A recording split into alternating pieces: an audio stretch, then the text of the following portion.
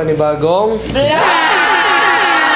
So guys, para sa vlog na to, kung mapapansin nyo, hindi muna natin makakasama si Mich kasi nga tuloy na namin hindi siya napilit na sumama sa vlog na yun kasi nga nagalit siya sa nangyari sa amin ni Justin. So dahil hindi ko naman kasama si Mich, ako muna ang magiging host nyo for today's vlog. Okay guys, sisimulan natin ang challenge sa May Alam mo, Miles, wala ibang pwedeng sisihin dito kung ba't nawala si Mich. Go yun. Eh, hindi na na-respect yung birthday ko! Ba't di naman away na away? Ito kasi.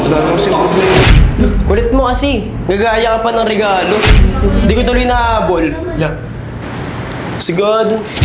Stoy, tama na yan. Sige, Miles, simulan mo na. Sige, ulitin na lang. Okay, magsisimula ng challenge natin. Walang iba kundi sa Migla!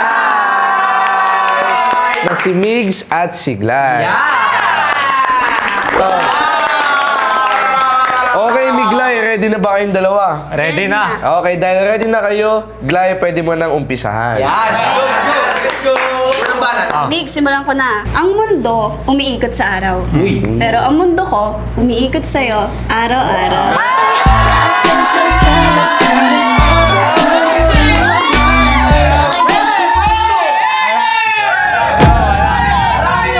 Walang dama. Alam mo ba, parang ang hangir ni Mama. Hindi, bakit? Sakit eh. Kasi you hit so different.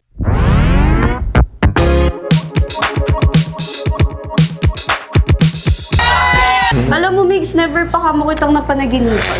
Kasi wala ka naman sa utak ko eh. Pero palagi ka naman nasa puso.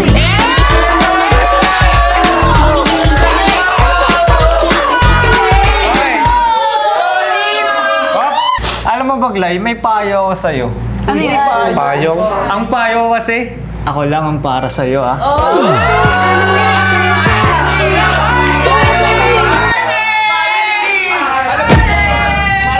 Okay, ako naman. Napapansin ko, Migs, masyado ka na maingay. Okay. Pag ikaw hindi na nahimik, tatakpan ko yung bibig mo gamit ang labi.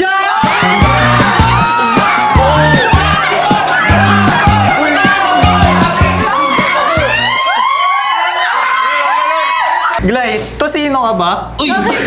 Kasi, tosino-sino pang tinatawagan mo na at kung saan ka malagahan, nandito lang naman ako. Ayaw. Okay, tamag. Grabe. Grabe naman yung grabe yung pagtakip ng labi mo, Glay, ha?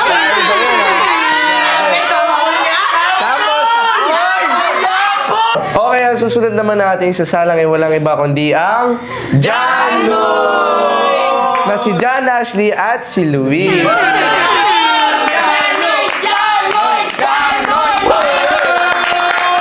Okay, so ready na ba ang Janlo? Yes.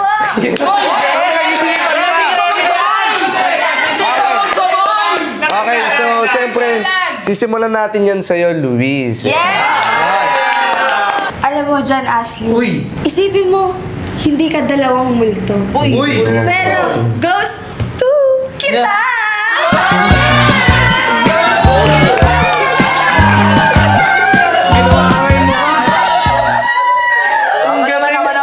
Ako naman. Kung may competition sa pagpili ng tamang tao, hindi ako magdadalawang isip na sumali. Lalo na kung ikaw yung premyo.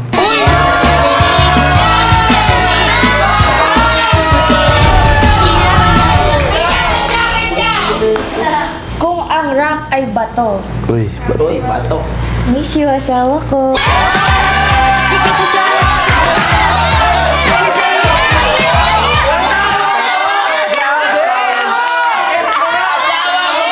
Luis, kung may traffic papunta sa puso mo, hindi ako magrereklamo dahil sanay akong maghintay sa tamang destinasyon.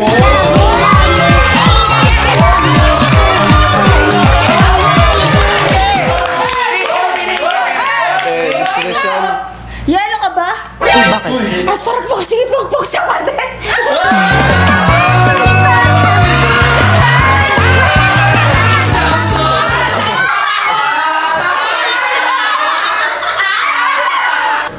ka ba? Sa madilim kong mundo, ikaw ang tanging nagbibigay ng liwanag nito.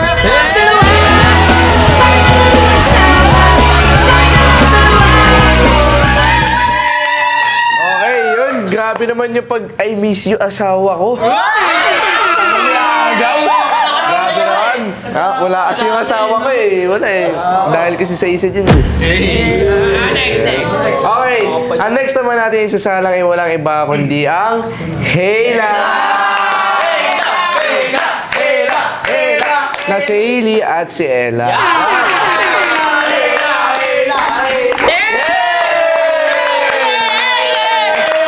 Okay, Hela, ready na ba kayo? Ready na. Okay, dahil ready na kayo, simulan mo na, Ella. Hailey! Ayaw mo na sabing hindi kita mahal. Uy. Sa pagising ko pa lang sa umaga, ikaw ang hinahanap ko at hindi ang almusal.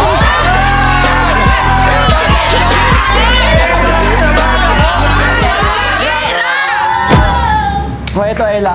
Ella, kung may pila papunta sa puso mo, okay lang, mag-aantay ako.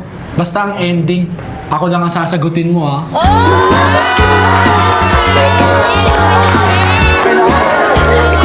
Sige. Hailey, padlock ka ba? Bakit? Wala lang. Kiss mo ko.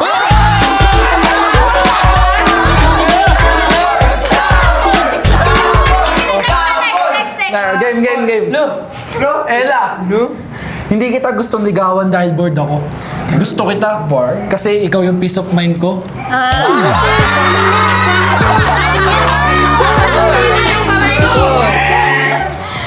Game. Pwede ka naman magsalita o mag-pick up line buong magdamag. Oh. Kasi tititigan na lang kita hanggang sa Grabe yun. matulong ka na sa akin.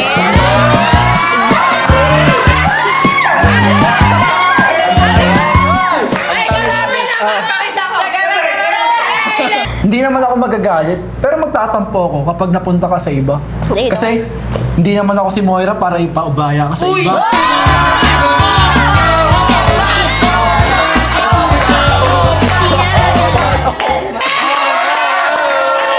Okay guys, wait lang. Parang may natatandaan ako, may sinabi si Ella na kiss mo ko. Lee, nagpapanginig na ako. Okay, in the count of 3.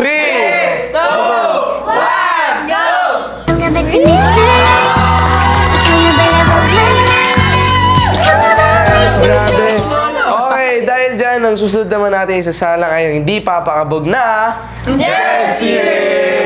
si Angel at si Cassie. Okay, Chelsea, ready na ba kayong dalawa? Ready na. Yan, okay. Dahil ready na kayo, Angel, pwede mo nang simulan sa una mong pick-up line. Okay. Alam mo, ngiti ka nga. Alam mo, sa simpleng ngiti mo, parang may hiwaga. Kasi bigla mong nababago ang mundo ko nang di mo man lang sinasadya.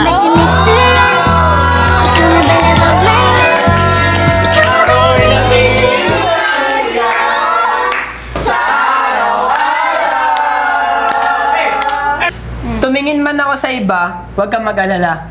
Nasa mata ko lang sila, ikaw nasa puso kita.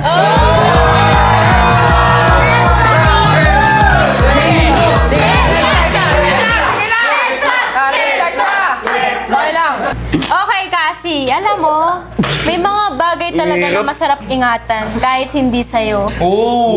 Kasi parang ikaw, masarap mahalin kahit walang tayo.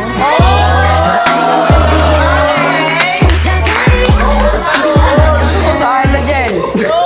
Ron! Alam mo, Jel, hindi talaga ako nakain ng gulay. Oo, alam ko nga yun. Kasi, bakit pa ako kakain ng gulay kung binusog mo naman ang aking buhay?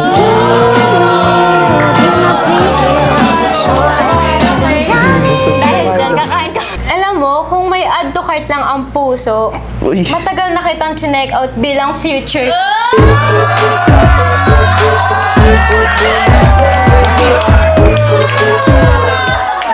Alam mo, Jel, hindi ako mahilig sa seryoso noon. Pero nung dumating ka, ikaw na yung gusto kong seryosohin ngayon.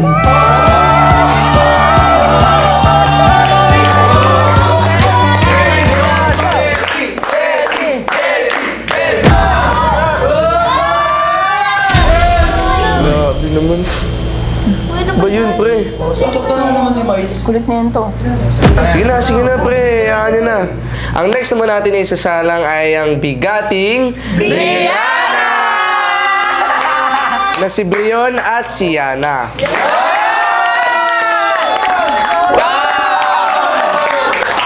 Okay, Brianna, ready na ba kayo? Ready na, ready na. Okay, dahil ready ka na, Nicole, simulan mo na. Yan. Okay. Leon, Oh. sana sa susunod na paggising ko, wala ka na sa isip ko. Okay. Okay ka naman. Nandito ka na sana sa tabi ko.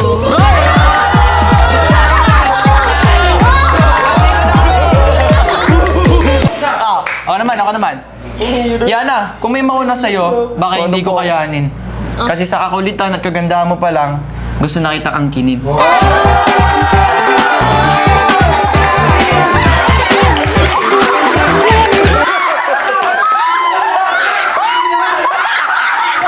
Leon, hindi ka kandado. Oy! Pero ikaw ang susi sa puso kong sarado.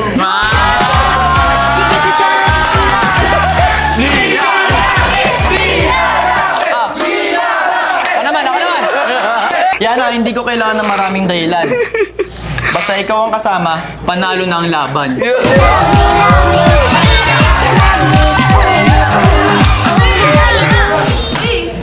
Kung ang Tagalog ng yellow ay dilaw, at ang Tagalog ng white ay puti, sana makasama kita hanggang sa buhok natin ay pumuti.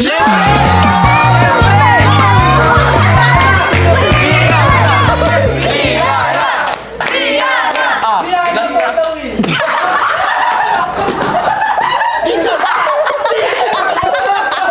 Yana, hindi ka meme. Pero ikaw ang dahilan ng smile ko sa bawat scene.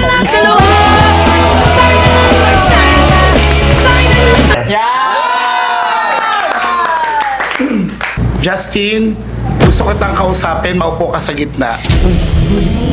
Yan. Justin, gusto ko malaman ng side mo kung ano ang nangyari. Nag-walkout si Mich dahil sa nangyari nung birthday niya. Nangyari pa mismo na nagtalo na naman kami ni Miles dahil sa nangyari. Tingnan mo regalo natin pareho. Kinakailangan ko ba yung regalo mo? Ba't nga pareho eh? Na-offend ako or hindi ko nagustuhan yung nakita ko. Since alam ko sa sarili ko na pinaghirapan, pinag-isipan, at higit sa lahat, pure love yung ginawa ko sa effort para kay Mich. Tapos makikita ko, pareho lang kay Miles. So, yung naramdaman ko, medyo tumaas yung temper ko, kaya hindi ko na naman napigilan sarili ko. Kinonfront ko na naman si Miles. Naiintindihan mo ba? Pareho. Kaya, ending, nag-walkout si Mich.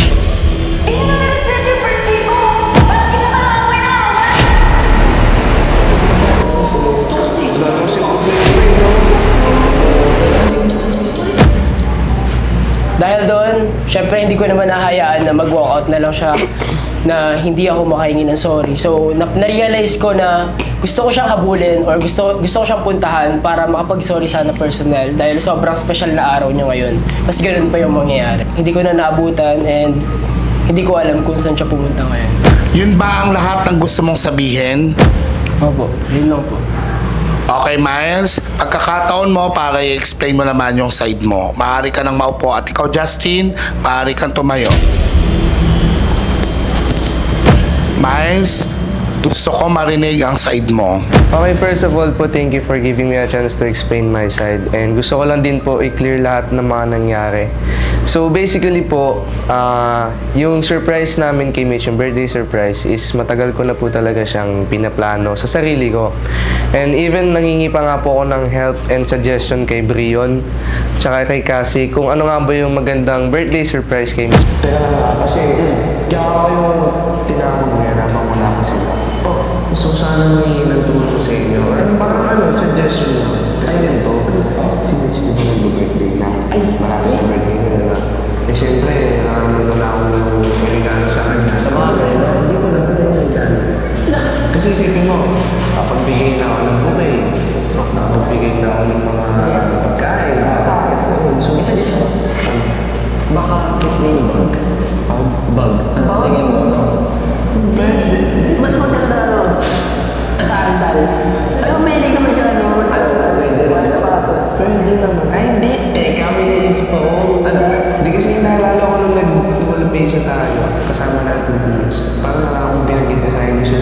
Dior na makeup.